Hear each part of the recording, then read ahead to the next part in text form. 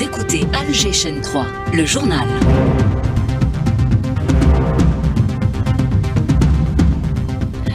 Dans l'actualité, le développement de la recherche et de l'innovation dans le domaine des hydrocarbures, le deuxième forum des pays africains producteurs se tient à Alger. Le ministre de l'Énergie réitère la disponibilité de l'Algérie à partager son expérience. Réforme judiciaire, le code de procédure pénale en débat à l'APN. Plusieurs dispositions sont proposées pour moderniser le secteur. Deuxième rencontre régionale des professionnels des médias. Le ministre de la Communication préside le regroupement à Constantine. Manœuvre militaire en cours entre l'Égypte et la Chine. Des exercices qui suscite des inquiétudes au sein de l'entité sioniste. Campagne nationale de prévention contre les incendies de récolte, elle est lancée aujourd'hui par la protection civile depuis Adrar. Sport, la FAF réunit les présidents de clubs de Ligue 1 après les faits de violence constatés ces derniers jours sur certains stades. Madame, Monsieur, bonjour. Coopération énergétique, les pays producteurs de pétrole africains sont réunis à Alger à l'occasion du Forum des centres de développement, de recherche et d'innovation. Les défis sont de taille dans le domaine des hydrocarbures, d'où l'importance notamment de partager l'expérience entre les pays. Rimbouradoum, compte rendu. L'utilisation optimale des ressources énergétiques est la principale préoccupation des pays africains producteurs de pétrole. Pour ce faire, ces pays doivent faire face à de nombreux défis. En ce sens, l'Algérie réitère son engagement et son soutien envers l'Afrique. Mohamed Arkab, ministre d'État, ministre de l'Énergie. Je réitère l'engagement indéfectible de l'Algérie à soutenir les pays africains dans le domaine des hydrocarbures et de l'industrie pétrolière et gazière, en partageant une expérience de plus de 60 ans, notamment à travers ces instituts de référence tels que l'Institut algérien du pétrole. Je vous assure que l'Algérie, à travers sa société nationale, son ATRAC, place l'innovation, la recherche et le développement au cœur de sa vision stratégique, non seulement pour la croissance économique nationale, mais aussi pour contribuer activement à la construction d'un avenir prospère et intégré pour notre continent africain.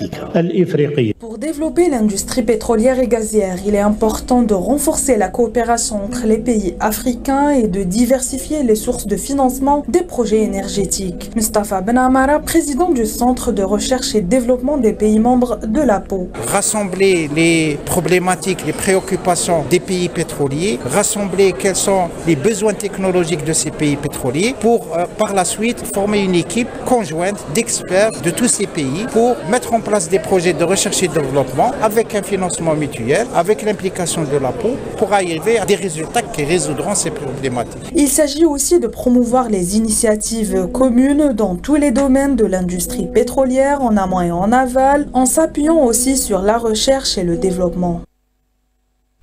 Les réformes dans le secteur de la justice se poursuivent. Le projet de code de procédure pénale prévoit de nouvelles dispositions à même de renforcer l'efficacité du système judiciaire. Le texte a été présenté par le ministre Lotfi Boudjma devant les députés. Sofia Boukarcha. Le nouveau projet de loi de procédure pénale marque une avancée majeure dans l'adaptation de notre législation aux réalités actuelles de la société.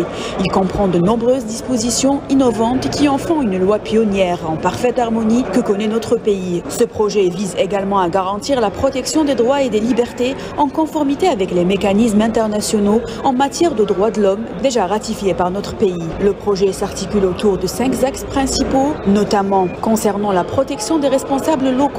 L'objectif est clair, permettre aux gestionnaires intègres d'exercer leur mission dans un climat de sérénité et de stabilité, tout en les mettant à l'abri des poursuites pénales injustifiées. Cette démarche s'inscrit dans une vision portée par le président de la République depuis 2020, déclare le ministre de la Justice. En ce qui concerne justement les poursuites pénales liées à des erreurs de gestion sans intention criminelle, le projet propose de ne pas tenir compte des rapports anonymes pour l'ouverture d'une enquête judiciaire afin de faire la distinction entre le risque de gestion et la faute pénale. Autre axe important, celui lié à la gestion des affaires pénales, il s'agit de promouvoir la numérisation des procédures et leur simplification afin de rendre la justice plus rapide, plus transparente et plus accessible à tous. De l'Assemblée populaire nationale, Sofia Boukarcha, Alger Chaîne 3.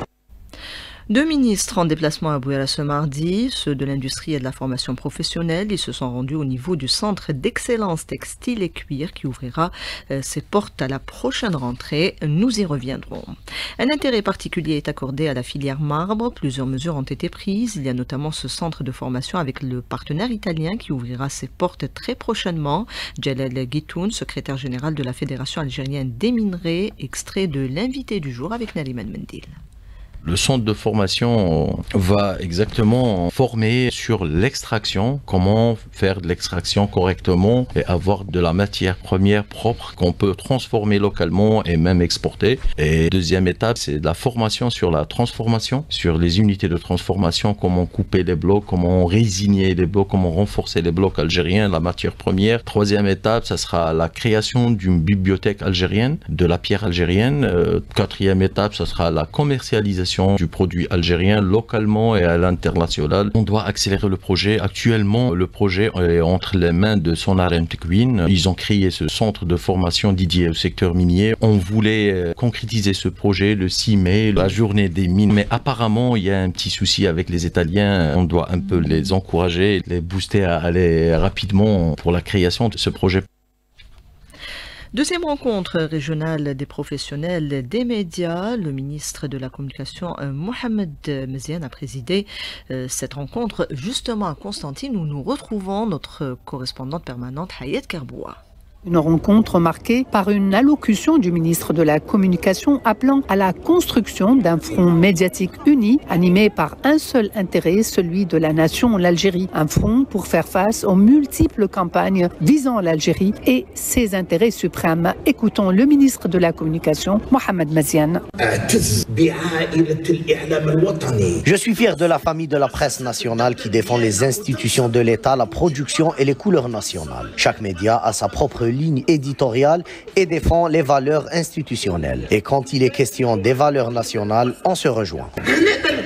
Par ailleurs, Mohamed Meziane a insisté sur l'importance de la formation continue pour assurer un professionnalisme de qualité. Il faut souligner que 4 ateliers ont débuté leurs travaux afin d'aller vers des recommandations avant la fin de cette journée. Il s'agit de l'atelier intitulé « La nouvelle législation encadrant le secteur de la communication et la déontologie de la profession, la presse audiovisuelle écrite et électronique face aux nouveaux défis de l'intelligence artificielle, la communication institutionnelle et son rôle dans la promotion de l'image de l'Algérie » et le 4e, la formation spécialisée et continue ainsi que la prospective des métiers du futur. Constantine, Hayat Kerboua, Algérie 3. Le ministre délégué auprès du ministre de la Défense, chef d'état-major de l'ANP, le général d'armée Saïd Chengriha, a reçu ce matin le chef d'état-major du Rwanda qui effectue une visite de travail en Algérie à la tête d'une importante délégation militaire. Les perspectives de coopération ont été passées en revue. Le ministre d'État, ministre des Affaires étrangères, Ahmed Attaf, a reçu ce mardi le vice-ministre des Affaires étrangères d'Azerbaïdjan qui effectue une visite officielle en Algérie dans le cadre de la tenue de la 2e session du dialogue politique entre les deux pays. La Chine et l'Égypte renforcent leurs liens militaires avec un entraînement aérien conjoint. Il s'agit des premières manœuvres de ce type entre les deux nations. Cet exercice, baptisé Aigle de civilisation 2025, s'étend sur 2 semaines. Il met en valeur les plateformes de combat et de soutien avancé de la Chine et de l'Égypte. Aujourd'hui, la presse israélienne fait état de fortes inquiétudes des dirigeants de la puissance occupante par rapport à ce rapprochement sino-égyptien. Le décryptage de l'analyste politique François Dengué, contacté par Rabea Slimani. L'inquiétude d'Israël est réelle. Jusque-là, est comme le grand monstre qui effraie tout le monde dans la région. Israël, jusque-là, a une arme, et certainement l'arme atomique, qu'elle ne déclare pas. Et comme elle a la protection de ceux qui, jusqu'à présent, ont gouverné le monde, ne s'inquiète pas et, directement ou indirectement, menace d'oblitérer tous ceux qui peuvent approcher sa capacité de défense. Or, l'Égypte, qui a une force militaire conventionnelle conséquente, alors, il arrive maintenant la Chine, qui, dans ses manœuvres, a déployé d'importants surtout dans la capacité aérienne. C'est surtout ça qui inquiète Israël. Ils ont déployé les Chinois, ce qu'ils appellent les J-10 Fighters, qui sont des avions de grande capacité et qui peuvent permettre à l'Égypte, au cas où, d'entrer en action. Ces premières manœuvres interviennent dans un contexte où la stabilité régionale et la sécurité internationale occupent une place centrale. Si maintenant l'Égypte arrive à s'associer avec des pays comme la Chine et déjà avec la Russie, ça ne va sûrement pas faire une menace existentielle contre Israël, mais ça va empêcher, dissuader Israël d'aller beaucoup plus loin qu'il ne croit. Pourquoi je dis cela? Avec les événements qui se sont passés en Syrie, Israël en a profité pour occuper encore plus des territoires en Syrie. Le problème avec l'Iran n'est pas résolu. Le Premier ministre israélien pousse à la guerre contre l'Iran. Or, Israël seul ne peut pas faire la guerre contre l'Iran. S'il y avait un face-à-face conventionnel entre l'Iran et Israël, l'Iran a actuellement accumulé suffisamment de capacités militaires pour détruire Israël. Je parle de guerre conventionnelle où il n'y a pas d'emploi de l'arme nucléaire. Et à Gaza, l'entité sioniste élargit ses attaques. Elle cible des campements de fortune dans la région de Jabalia. On écoute Moussa Abou Abdeslam, chargé de communication du mouvement de résistance djihad islamique contacté par Karima Bennour. Plus d'une année et demie de guerre s'est écoulée sans obtenir un résultat quelconque de la part des ennemis de la résistance. C'est la plus longue agression qui dépasse les capacités de l'occupant. Netanyahou voit son avenir politique lié aux attaques militaires à Gaza, espérant qu'il va libérer les otages, qu'il va démanteler le Hezbollah, qu'il va affaiblir le Yémen, mais sur le terrain, il est incapable de réaliser ses objectifs. Il persiste à tuer les civils en masse. Leur nombre a atteint près de 52 000 shahids et 130 000 blessés. Les ingérences étrangères dans les processus électoraux, l'une des questions abordées ce matin à l'occasion d'une conférence à l'initiative de l'autorité des élections à Alger, le compte-rendu de Hanan Seissi. La conférence d'aujourd'hui est en fait une levée de rideau sur toute une série d'autres thématiques envisagées par l'autorité nationale indépendante des élections dans le cadre de son plan d'action prévu pour la vulgarisation, la promotion et surtout la sensibilisation autour des processus électoraux. C'est d'ailleurs l'une des missions qui lui sont conférées dans la Constitution de 2020. En ce sens, le président par intérim de l'ANI, Karim Khalfan, a mis l'accent sur l'importance de mettre la lumière sur les nouveaux enjeux et les défis qui s'imposent aujourd'hui au regard des turbulences mondiales et la prolifération du fléau de l'ingérence étrangère visant à altérer l'exercice démocratique dans les pays ciblés, ce qui représente une sérieuse menace sur la stabilité et même la sécurité des pays. Et l'Algérie n'est pas en reste de ce genre de menace, a affirmé Karim Khalfan. L'instance a invité en ce sens l'ensemble des acteurs et secteurs concernés par la question pour débattre autour des conférences et études d'experts sur les risques, les objectifs et les outils à même de préserver, voire protéger la voix de l'électeur algérien. À noter que les rapports mondiaux révèlent que plus de 150 processus électoraux dans le monde ont fait l'objet de tentatives d'ingérence étrangère ces 2 dernières années écoulées, à travers notamment les fake news, les réseaux sociaux et le financement étranger opaque. Du siège de l'autorité nationale indépendante des élections, Hanan Seissi, Alger Chaîne 3. Le numérique s'impose comme levier stratégique pour le continent africain, porté par une jeunesse innovante et un accompagnement des pouvoirs publics. Le numérique est une question centrale, une question de souveraineté. Ibti Alatoun.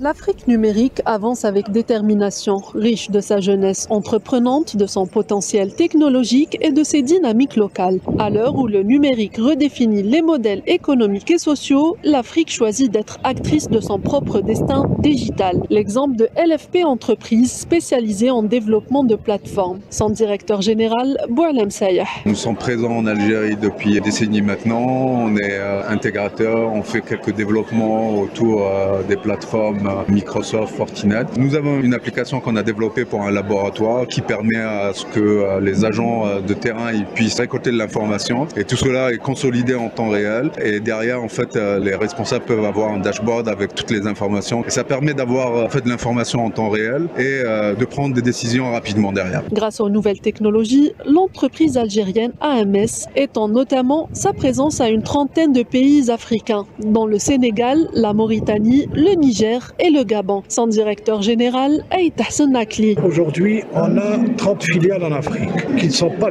toutes opérationnelles mais qui sont créées. On intervient sur des chantiers bien précis, la construction de raffineries, la construction de cimenteries, la construction de centrales électriques avec du personnel algérien. Cette dynamique s'appuie sur une vision partagée d'un continent uni autour de l'intelligence collective, de la coopération régionale et de l'adaptation locale.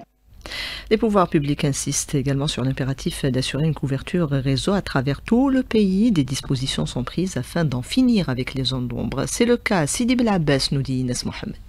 La Commission des technologies et de la communication de l'API de la wilaya de Sidi Bel Abbas a reçu des doléances de la part des citoyens qui réclament le renforcement de la connectivité. Ben Snous Abdullah, président de la Commission.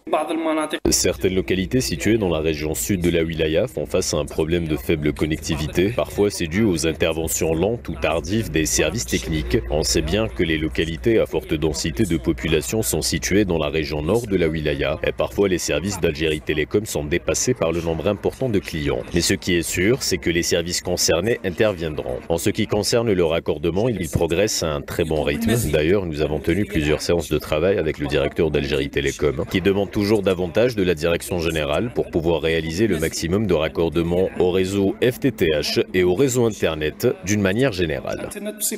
Algérie Télécom s'est engagé à lancer un plan d'action cette année visant à garantir l'accès à Internet à haut débit dans ces zones, nous dit Bachir Bouhidjra Faisal, chargé de communication. Algérie Télécom ambitionne d'accélérer son programme FTTH à Sidi Bel Abbas à travers un plan d'action visant le raccordement de nouveaux sites stratégiques, notamment le village américain, cité ADL 490 logements, Maqam Shahid, Sidi Jilali, qui sont en cours de réalisation, ainsi que le chef-lieu de wilaya. Le nombre des sites connectés en fibre optique à travers la wilaya s'élève à 93, dont 15 nouveaux sites ayant bénéficié récemment d'une couverture totale pour une capacité globale de 26 654 accès avec plus de 14 830 clients connectés. De Sidi Bel Abbas, Inès Mohamed pour Alger Chaîne 3. La suite du journal dans quelques instants. La suite du journal sur Alger Chaîne 3 avec cette réunion d'évaluation de la prise en charge des malades atteints de cancer. Elle est présidée par le ministre de la Santé. Nous aurons à y revenir. Ces premières journées de la chirurgie thoracique à El Bouaghi, plusieurs malades pourront être pris en charge à l'occasion, nous dit Nasser Ben Issam. Au programme de ces journées, 10 interventions chirurgicales pour 10 malades âgés entre 27 et 70 ans. Les interventions sont effectuées par 2 professeurs en chirurgie thoracique du CHU de Constantine et 4 résidentes, ainsi que 2 médecins spécialistes en chirurgie thoracique de l'EPH Ibn Sina de El Bouaghi. Plus de précisions avec le professeur Rabouli Khalil, médecin-chef du service chirurgie thoracique CHU Mbadis Constantine. Il y a eu le déplacement de 6 chirurgiens thoraciques du CHU de Constantine pour effectuer une dizaine d'interventions chirurgicales étalées sur ces 2 journées opératoires. Ces interventions seront un peu plus spécifiques. Nous allons effectuer des chirurgies à ciel ouvert et des chirurgies par vidéothoracoscopie, ce qui constitue une première ici à El Bouaghi. De El Bouaghi, Nasser Ben Issam pour Alger Chaîne 3. Une campagne de prévention et de lutte contre les feux de récolte lancée ce mardi depuis la wilaya d'Adarar par la protection civile. Elle touchera plusieurs wilayas du sud. Les agriculteurs sont sensibilisés sur l'impératif de respecter les mesures préventives pendant et après l'achèvement du processus de récolte. Nassim Barnaoui, sous-directeur de la communication et des statistiques à la Direction générale de la protection civile, en parle à Mayel 15.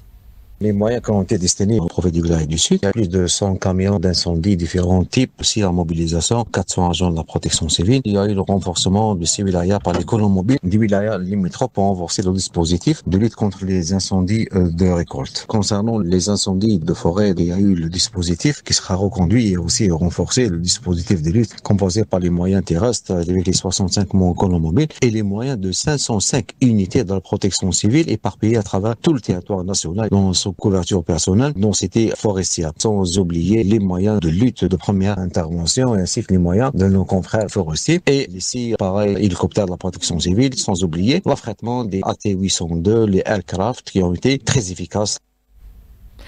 Des propos recueillis par Mayel 15. Direction l'Opéra d'Alger où le festival de musique symphonique se poursuit. Retour sur la soirée d'hier avec Lina Altouche. En début de soirée, c'est la pianiste allemande Annika Trottler qui a ouvert le bal, livrant un répertoire empreint de sensibilité. Elle nous en dit plus. J'apprécie l'esprit international de ce festival qui rassemble diverses cultures et je suis fière d'en avoir fait partie. Le public était très attentif et ce fut une belle expérience de partager la musique romantique allemande dans un autre univers culturel. La soirée s'est poursuivie avec un duo venu de Tchéquie, composé de Marie Sunikova au piano et de Ludmila Pavlova au violon. J'ai tout de suite ressenti une vraie connexion avec le public. L'audience était incroyable, très à l'écoute. Jouer et communiquer avec nos instruments s'est fait naturellement. Tout était très agréable. Enfin, c'est l'orchestre symphonique tunisien qui a pris le relais, mêlant classique et arrangements revisités. Une performance dirigée par Shadi Gelfi. Un festival que je trouve très intelligent, qui regroupe plusieurs sensibilités culturelles. Au programme, on a un petit hommage à l'Algérie par une chanson de Eshmit Kerouebi, Allo Allo. Côté public, l'émotion et l'évasion étaient au rendez-vous. La soirée, elle était super. J'ai beaucoup plus apprécié celui de la Tchéquie et la Tunisie, c'était incroyable. J'ai bien aimé le duo avec la violoniste et la pianiste. On les a pris avec elle, nous a envoûtés. C'est vrai qu'ils nous emmènent avec font voyager. Ça nous permet en fait de découvrir des styles de musique symphonique qu'on ne connaissait pas, comme la musique tchèque par exemple. Ce soir, d'autres nations seront à l'honneur avec des performances de la Pologne, la Syrie et la Russie. Le sport avec la FAF qui réunit aujourd'hui les présidents de clubs de Ligue 1 après ces violences constatées ces derniers jours sur certains stades. Effectivement, à l'approche de la dernière ligne droite du championnat, le président de la Fédération algérienne de football réunira les présidents de clubs professionnels cet après-midi pour justement évoquer la responsabilité de chaque acteur du football national et qui est plus que jamais engagé pour garantir le bon déroulement des compétitions dans le respect des règles et des valeurs du sport, du fair play et en appelant à l'unité et à la retenue, un sens élevé de responsabilité de la part de tous les intervenants. Le président de la Fédération algérienne de football, Walid Sadi, a également réuni hier les arbitres d'élite afin de les sensibiliser en cette fin de saison. Il y aura également du basketball avec la 23e journée de la Super Division messieurs prévue cet après-midi avec notamment les rencontres USM Blida Mbestawali à 17h, le Mbestawali qui est leader, également le derby algéro entre le Nasser Hussein D et l'USM Alger et enfin la formation du Wydad Olympique de Boufarik en déplacement chez le CSC Gué de Constantine. Merci Hamza. Selma Figuer, Eldouan Siassi était à la réalisation du 12-13, c'est-à-dire à la console technique, Maryam à la régie d'antenne, Yassine au streaming. On retrouve Karima Benoît pour le bulletin météo.